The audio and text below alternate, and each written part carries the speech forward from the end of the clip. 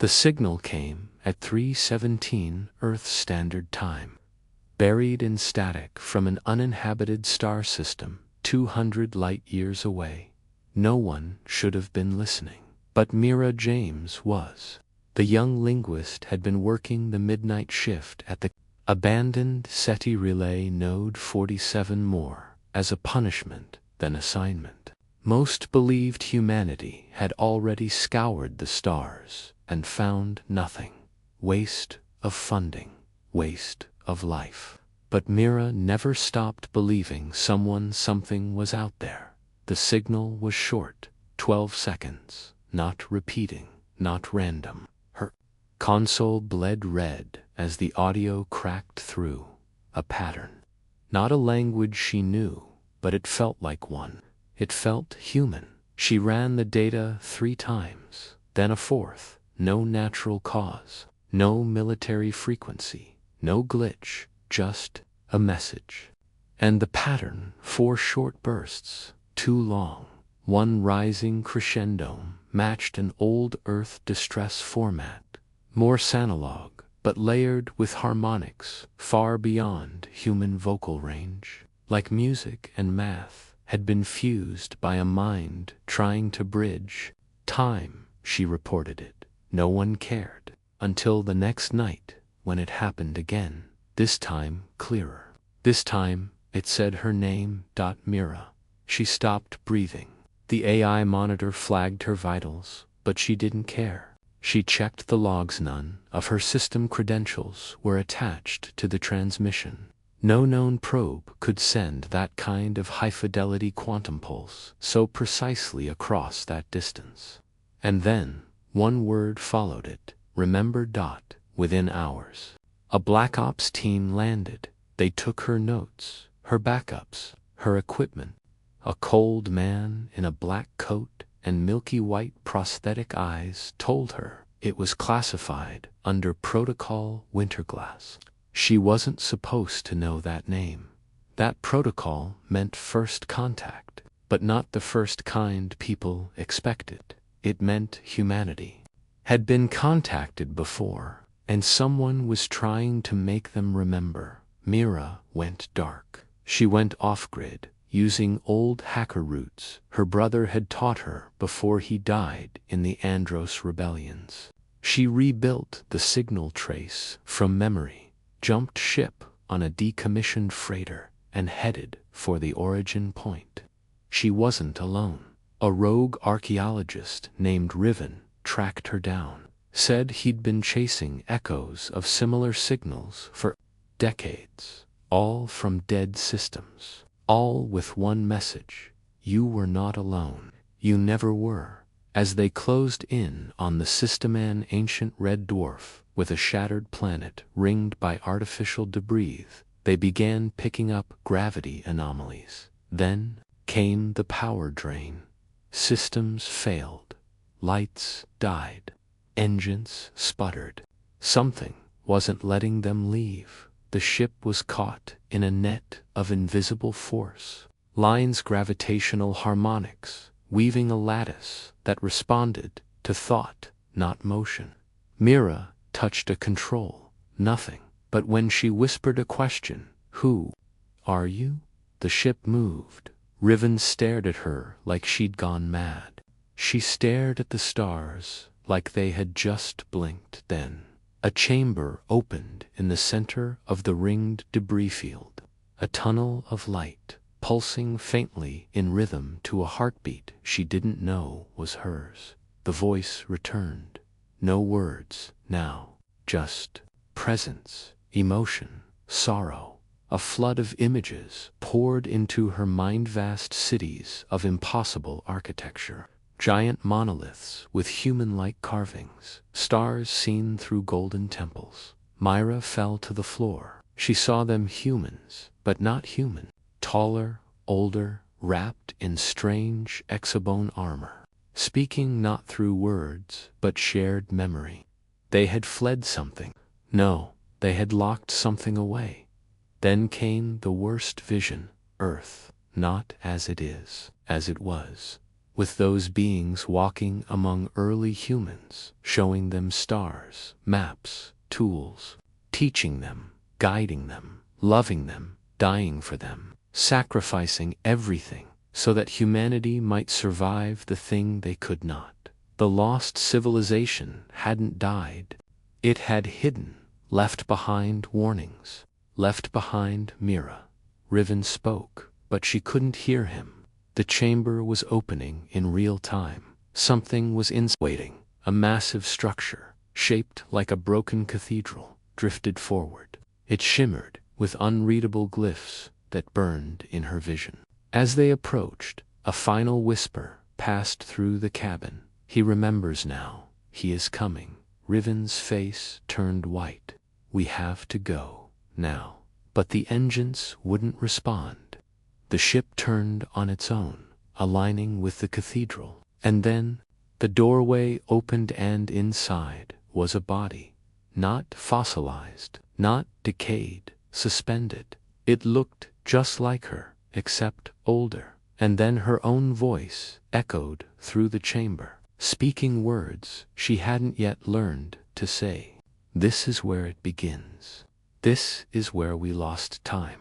Riven turned, pale and trembling. What just happened? Mira whispered. We never found them, because we were them. The room grew colder. The stars outside began to vanish, one by one, as if erased. And then something spoke that wasn't a voice at all. It was hunger wrapped in sound. He sees you now.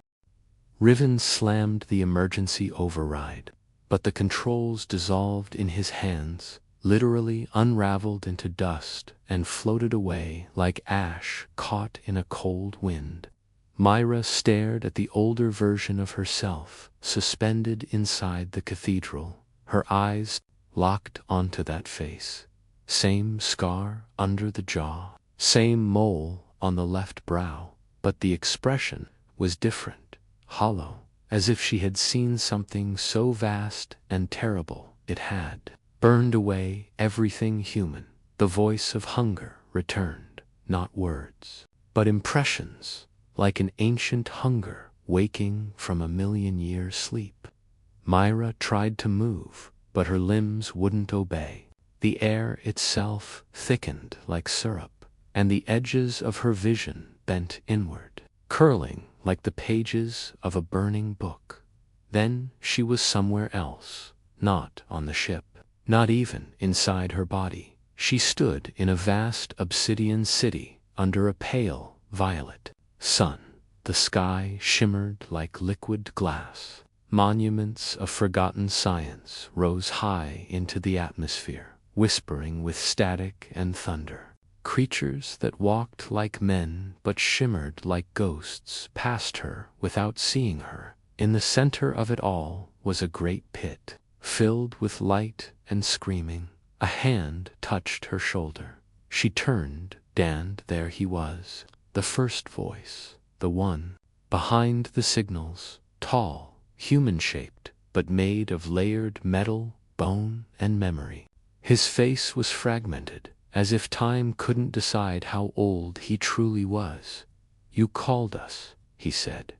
Myra's voice barely worked. I didn't. You did, the moment you listened. That's all it takes. Who are you? We are what was left behind. The fragments, the witnesses, the ones who remember the war humanity chose to forget. Mara staggered backward. What war? He looked up at the sky, where something enormous stirred behind the clouds, something with wings that weren't wings, and eyes that bled stars. The one where we died to save you, and the one you'll have to die in again. The pit flared. A scream tore through the fabric of the illusion. Mara woke with a gasp, back on the ship. Riven held her shoulders, eyes wide. You were gone, just gone. No heartbeat, no brainwaves. 3 minutes. She tried to speak, but pain lanced through her skull. A single image remained, burned behind her eyelids, a massive ring world collapsing into a black hole, with millions of humanoid shapes willingly diving into the fire to keep something sealed. She whispered, "It wasn't a civilization. It was a prison." The ship jerked. The engines flared on their own. The cathedral closed behind them with a thunderous echo that reverberated through their bones. But they were being pulled now, faster than light, space folding around them. Destination. Sol System. Earth. Mara screamed, "No, we can't bring it back there." But it was too late. They were in transit.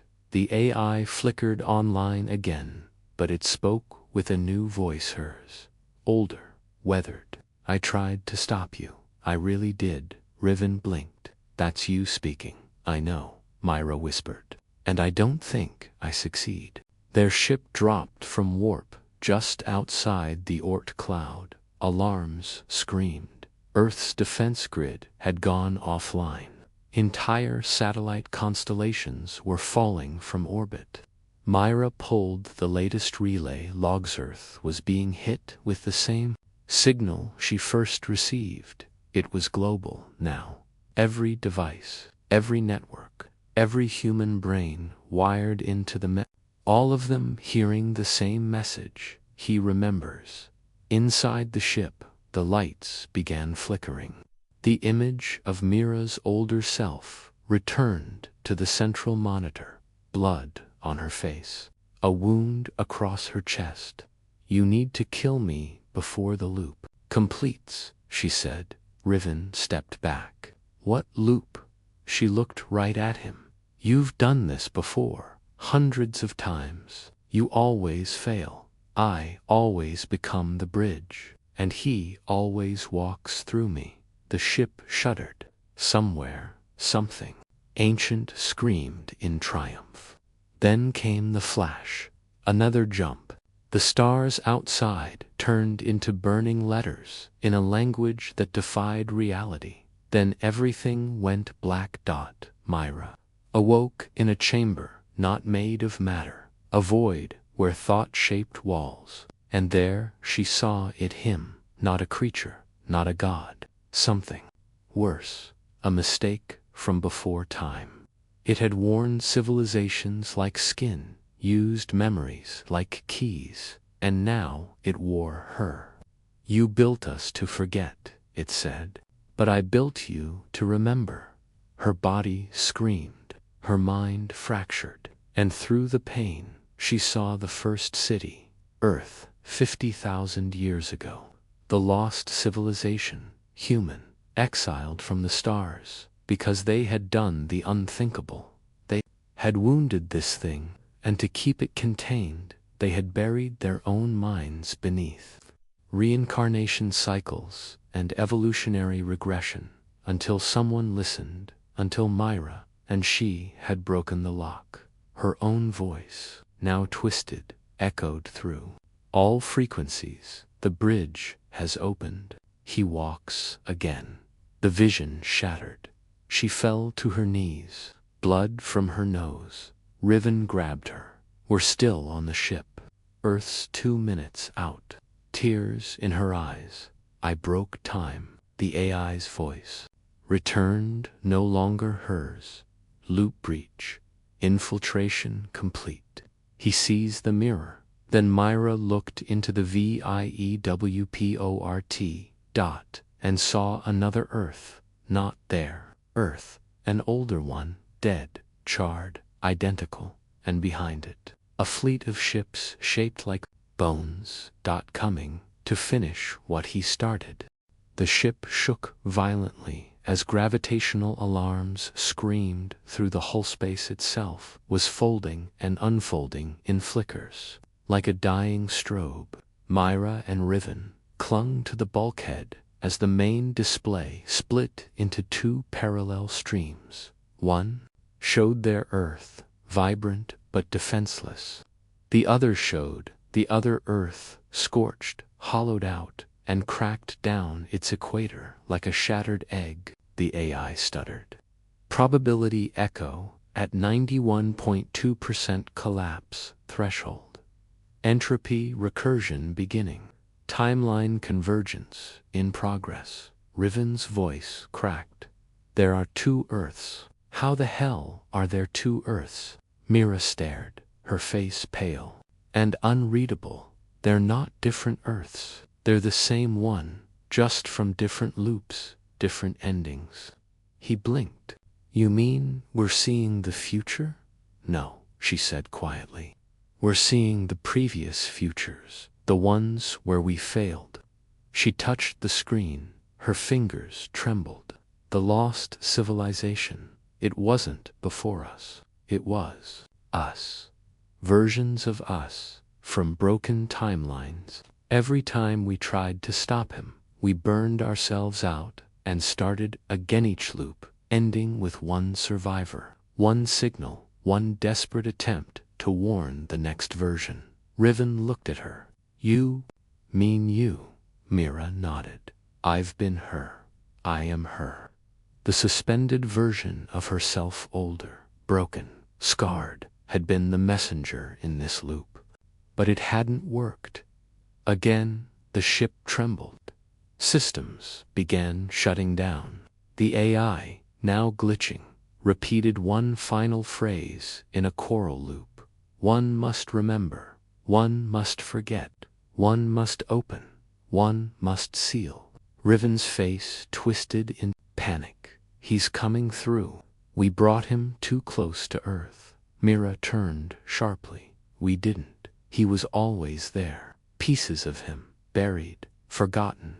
All the wars, the madness, the disappearances, the whispers, every so-called myth were echoes of him bleeding through the cracks. On the screen, the bone fleet began shifting shape. Ships transformed into floating cathedrals, each with a pulsing core like an exposed heart. The stars behind them dimmed, as if reality itself was turning away. And then came the sound. It wasn't heard, it was felt, like a scream from inside. Your DNA, a memory of being hunted by something so old it had no name, only presence. Earth's surface reacted immediately, cities going dark, oceans rising in unison, tectonic plates twitching as if pulled by invisible strings. Communications collapsed. A dozen orbital satellites broadcast only one phrase across all languages and frequencies. The bridge is born. Then Riven gasped, eyes locked on Mira. You said one survives. That means you're going to send a message again. Mira didn't respond. You're going to loop us. Still nothing. His voice cracked. That's why it's always you. You're the bridge. You're the only one who remembers. She met his eyes, and in them was something ancient. This time, it's different. I remember everything. I remember the beginning. A low hum, built from the engine core. The cathedral ship outside opened like a flower. From within, something vast and fluid began to unfurl, limbs of shadow stitched with memory, faces stitched into its skin. Not a god, not a devil. Something that had watched the universe be born and considered it a toy. Mira turned to the console. There's one shot. I have to sever the loop before the convergence completes. Riven grabbed her arm. If you do that, if you collapse the loopule, destroy all the past attempts, all the versions of you, everything they fought for. Tears welled in her eyes. I know, but if I don't, he becomes permanent, a part of every version of Earth, forever. The AI flickered again, this time, the older Mira's voice speaking a single phrase. Break the bridge, even if it breaks you. Mira moved fast. She reconfigured the ship's drive to generate a quantum feedback loop, targeting her own neural pattern, the key that allowed the loop to persist. "You don't have to do this," Riven shouted. But she already had. She reached into the neural sync chamber, placed her hand on the glass, and whispered, "Remember me." Energy surged. Her body arched backward, and for a single frozen second, every version of herself screamed across timelines in unison. The ship imploded into silence, and then darkness. Nothing, until a faint crackle on an old SETI console. A girl, another, Myra sitting, alone, in an abandoned relay station, eyes half asleep. A signal flickers to life, just 12 seconds long. She jolts awake, checks the screen. It says, "Mira." Then, "Remember." She blinks, confused. But far above her, in the orbit of a world not yet destroyed, the stars begin to dim, and something begins to stir in a cathedral of bone that should not exist anymore. The stars were wrong. That was the first thing Mira noticed when she walked outside the relay station's stars she'd memorized since she was a child, subtly out of position, like the sky had been rewritten by someone with shaky hands. She stood beneath them, cold desert wind wrapping around her, her breath sharp in the chill. But the air didn't smell right either. It had that faint scent of ozone and iron, like a storm was coming, but not from the sky. Back inside, the SETI console was still replaying the 12-second transmission. She tried isolating the audio, but her tools kept crashing. Even her personal pad rebooted spontaneously, and when it came back online, it displayed a phrase she hadn't typed. "You broke the bridge." She didn't remember doing anything like that. In fact, she didn't remember most of yesterday, or the week before, or why her left palm bore a faint scar shaped like a circle with 3 lines through it. She couldn't recall ever getting injured.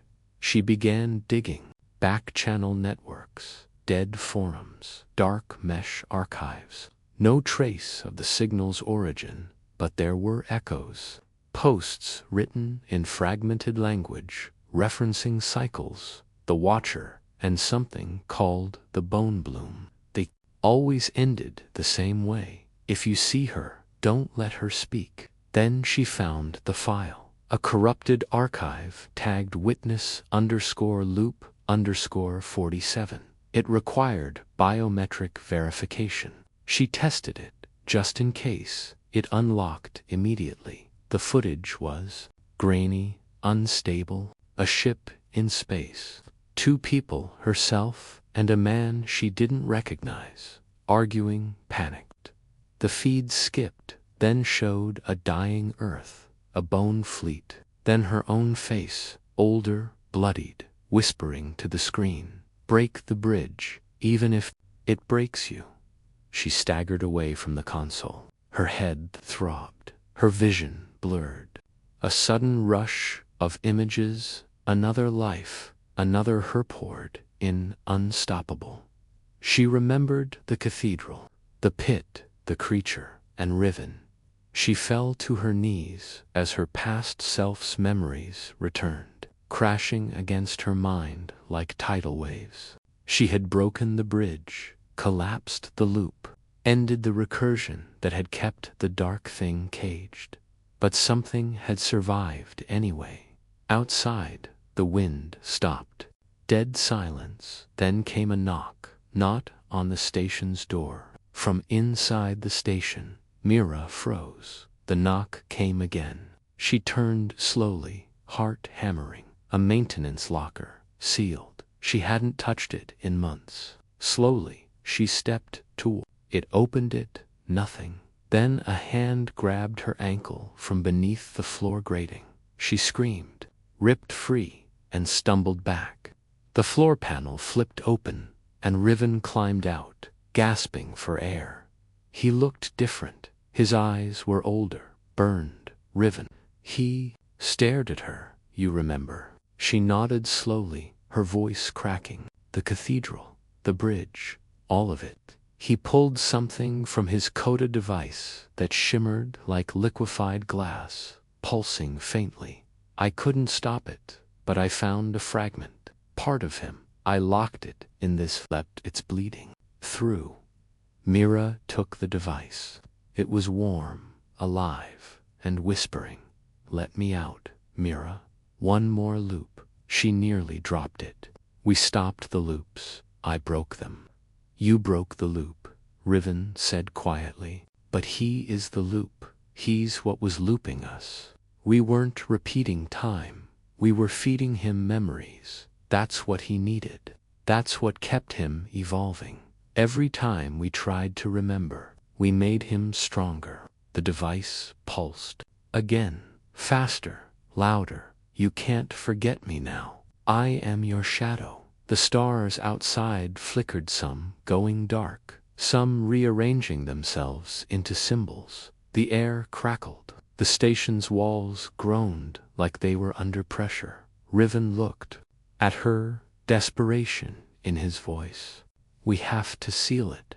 Erase the fragment. No memory, no trace. We have to truly forget.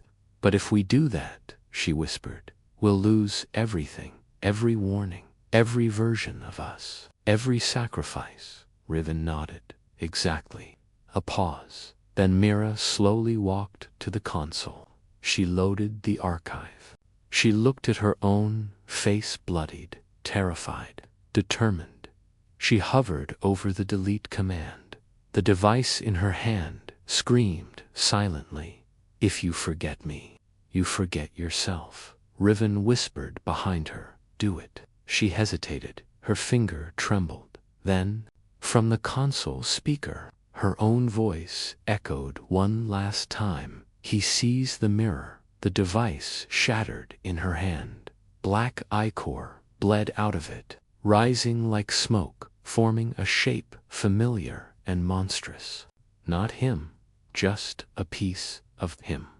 But it was enough to bring the cold. The lights died.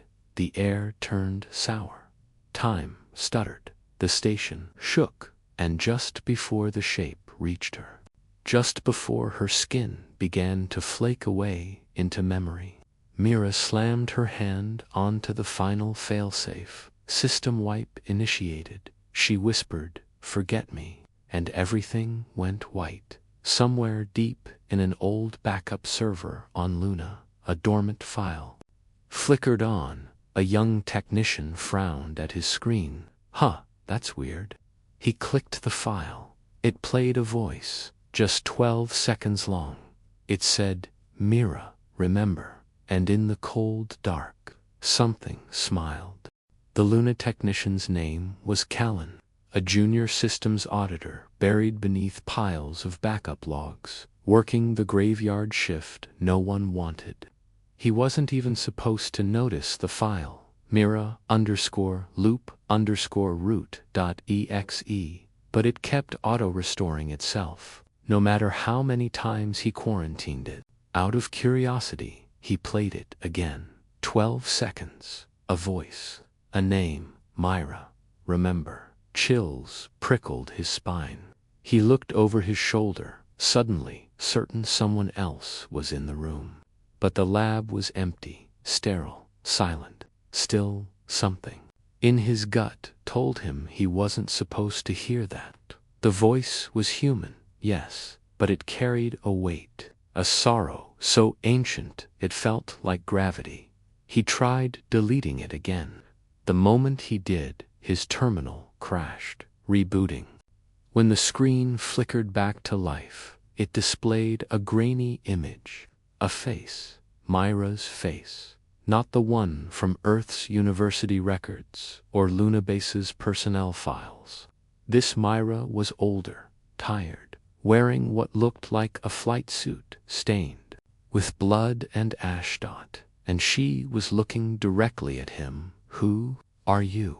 He whispered. The screen blinked. Then her lips moved. You're the last one who doesn't remember. Callan's blood ran cold. Then the lights flickered again and again. until they stayed off, down the corridor. He heard a metal door creak open, heavy, slow, deliberate. Then something dragged itself across the floor. He reached for the emergency intercom, but it sparked, already dead. The room's oxygen pressure began to fall. From the dark corners, strange shapes pressed against the frosted glass of the observation windows. Long, bone-thin fingers, eyes that weren't eyes. He turned to flee only to find Mara standing in the doorway, except it wasn't her. Not exactly. She was fractured. Her skin shimmered like broken crystal. Her eyes pulsed with stars. "You brought it here," she said, voice echoing with thousands layered beneath. I didn't mean to." "You remembered," she whispered, and then she shattered into mist. Behind her, something stepped forward. No shape, no body, just presence, cold, infinite, patient. Callan's last thought before the room folded in on itself was, "It waited for me to listen, half a system away." Mara gasped, awake. Not the old one. Not the broken one, the new one, another version, another loop, only. Something had changed. She wasn't in the SETI relay station. She was in a memory, but it wasn't hers. A child sat on the edge of a scorched hillside, watching starships burn through the atmosphere like falling gods. He was human, or close enough. Clutched in his hands was a small bone charm, carved with ancient glyphs, and he whispered over and over, "I won't forget. I won't forget. I won't forget." The sky split open, and through it came the cathedral, not the one Mara remembered. A larger one, with layers built from timelines, fractured shards of civilizations that had been harvested for knowledge, stitched together into a fortress of memory. She turned and saw herself watching from above. Not one version, not two, but hundreds. Each, Mara standing in silence, their eyes dim, their bodies motionless. They were statues now, echoes frozen by remembrance, and beneath them, at the heart of the cathedral, he waited, bound in chains of starlight, sleeping, breathing. Every loop fed him, every memory made him real. And now there were too many MIRAs, too many versions. The cathedral was tipping too full of pasts, and one more memory would break it. She turned to run, but the memory pulled tighter. A trap. Then came a voice behind her. Riven, but not the Riven she knew. This one was older, and missing an eye. "You were never the bridge, Mara," he said quietly. "You were the key." She backed away. "I destroyed the bridge. I erased the loop. This can't be happening." "No," he said, stepping forward. "You delayed it, but the moment anyone remembers you, anyone, he gets stronger." And then the truth settled in her chest like a knife. It wasn't about saving Earth. It was about never being remembered. Every warning, every message, every attempt to help the future was also a tether. One memory at a time. He was crawling into now, and someone. Callan had just reopened the door. Mara clenched her fists. "Then I go back." Riven shook his head. "You've gone back too many times. You're breaking everything. Even now, the cathedral is leaking. Worlds are merging. Look." And she saw it. Multiple Earths bleeding into each other. Cities layered over ruins. Skies with two moons. People walking past one another in perfect unawareness, each from a different thread of reality. Time was warping.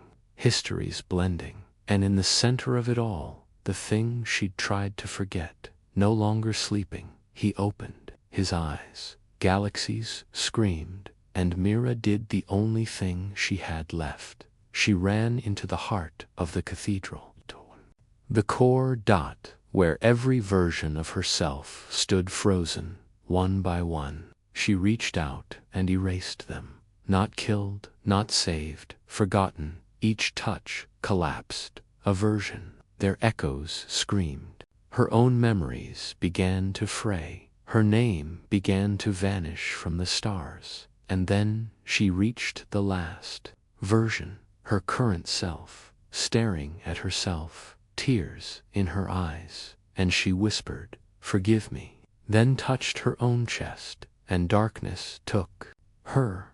But just before the void claimed her, something whispered in a child's voice, "But what if someone remembers you again?" Darkness, then breath.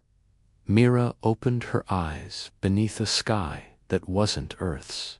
Red sands stretched in all directions, and in the heavens above, 2 stars burned, one gold, one black. Her body felt lighter, not because of gravity, but because it wasn't hers. Not exactly. She looked down, hands smaller, younger, a teenager's form, a version of her that never grew old, that never saw the loop, that never became the bridge. She gasped, memories flickering like embers, but they were gone. Most of them, all but shadows. She didn't know who she was, just that her name was Mira. Somewhere beneath her ribs, something pulsed like a memory trying to wake up. A sudden voice cut through the silence. "You're early." She spun around. A girl stood behind her, her age, pale, hair like burnt copper, eyes gray and still. Not an alien, not quite human, but familiar, deeply familiar. Mira squinted. "Do I know you?" The girl tilted her head. "Not yet, but you will. Unless we stop this now." "Stop what, you?" she said, stepping closer. "You're the last unfragmented version. They tried to delete you, tried to erase all memory of you. But one memory always survives. Who are you?" "I'm what happens when someone else remembers you." The girl raised her hand. A small device hovered into viewer, memory crystal, ancient and flickering.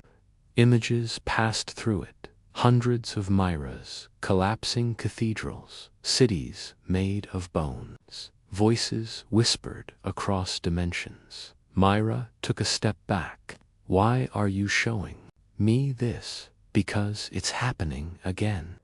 The loop you broke didn't die. It adapted." "That's not possible," Mira said, even though something inside her already believed it. The girl's voice turned cold.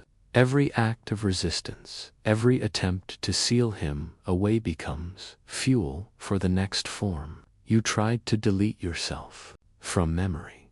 But the moment someone else holds on to you," she held out the crystal. Inside it, Callan's face. "He remembered you," Mira gasped. The girl whispered. "He opened the mirror again. Now the cathedral is bleeding forward, and he is almost here."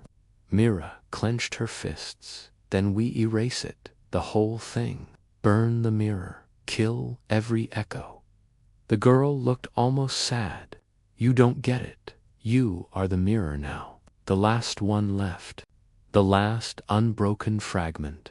"What does that mean?" "You're the anchor. As long as you exist, even in this form, he can find a path through you. That's why I came." Mira froze, and then she understood. "You're here to kill me." The girl didn't respond. Her silence was answer enough. Myra's voice was low. "I'm just a kid in this loop. No memory, no threat." "Exactly," the girl said. "You're innocent. You're unguarded. You're the perfect door." A silence fell between them. Mira stepped backward. "You're not going to do it. You're just another version of me." "You don't want to do it." The girl's eyes flickered once, then again, and Mira saw it. Conflict, doubt. That's when the sands began to shift. The sky above warped. The two stars merged, gold and black, twisting into a vortex. Mira dropped to her knees, clutching her chest. Fire tore through her mind. Images of the cathedral, of herself, of him. And then came the voice again, not from the stars, from inside her. "You were never meant to forget me. You were built to carry me," she screamed, hands pressed to her head. The girl moved fast, pulled a blade of pure memory from her belt and surged forward. Mira looked up and smiled. "I remember now." The blade froze inches from her chest. The world shattered. Both girls tumbled through light, through cities unborn and stars undone. And then they were back, in the original chamber, the cathedral, suspended above the infinite pit, and in the center, him. But this time, he was incomplete, missing pieces, fragments, severed. Mira looked around. No versions, no echoes, just her. The girl landed beside her, dazed. "What did you do?" she gasped. "I let him speak," Mira said quietly. "You what? Why?" "Because he always needed one thing to survive. Fear, resistance, loops." She turned to the creature. It towered over them, its face stitched with galaxies. "But what if I listen in, do nothing?" The girl stepped back. "That's suicide." "No," Mira whispered. "It's silence." And she walked toward it, arms open. The creature reached down. 1,000 tendrils brushed her skin. Memories surged. And then she let go. She didn't resist, didn't fight. She accepted everything. And the creature recoiled, screamed, collapsed. Because acceptance was a paradox he couldn't contain. He fed on loops, on fear, on forgetting. But this was surrender with awareness. And it undid him, layer by layer, until only dust remained. Silence returned. The girl stood in awe. What just happened?" Mira turned. "I stopped running."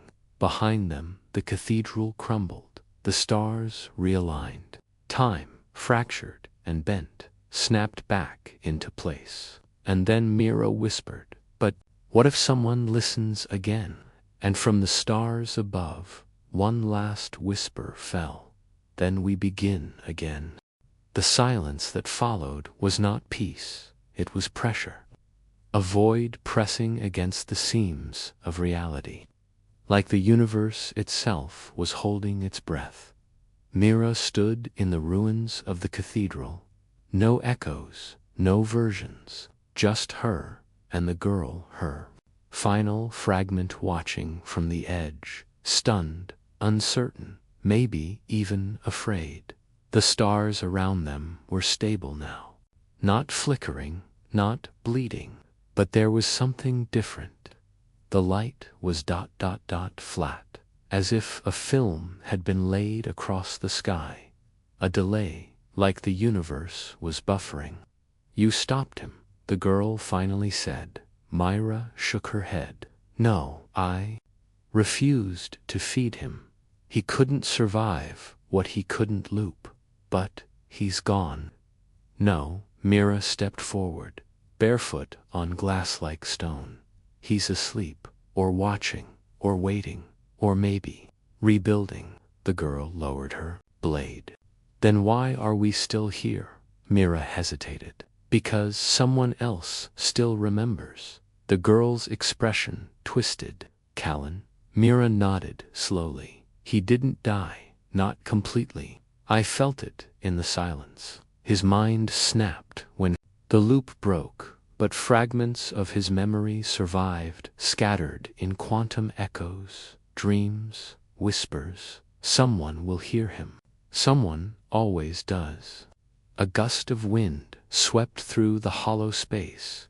The girl turned to the edge of the platform. "Then what do we do?" Mira walked to her side, looked into the abyss below.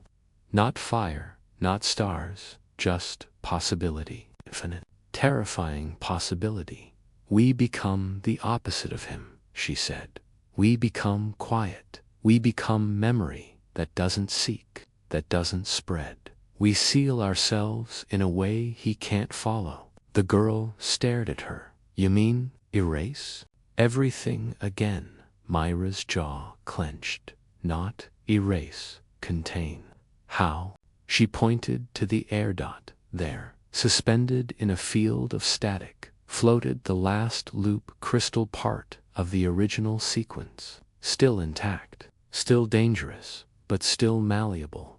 Myra approached it, reached out, and with her touch, it flickered, flashing too fast to process. Wars, cities, the Born Fleet, Earth's burning, faces she had worn, lives she had failed.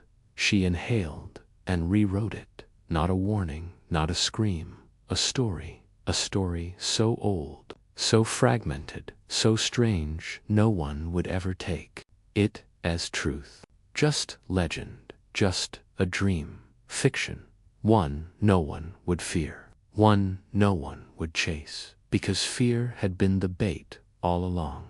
She turned to the girl. Bury this. The girl nodded. Where? Anywhere, Mira said. As long as no one believes it. She smiled, small and sad.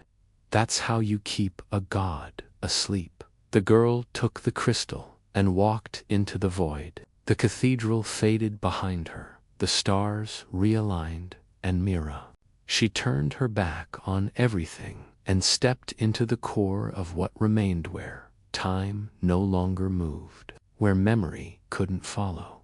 She sealed herself, not as a hero, not as a loop, just ... as a whisper. Centuries later, a boy on a mining moon found a strange artifact buried deep beneath a collapsed tunnel, a crystal flickering faintly. No inscriptions, no origin, just a 12-second recording. He brought it to the outpost. Archivist, they played it once. It said, Mira, remember. The archivist laughed. Old junk. Someone's idea of a joke. The boy frowned. Who's Mira? Don't worry about it. Some ghost story, maybe. It's not real.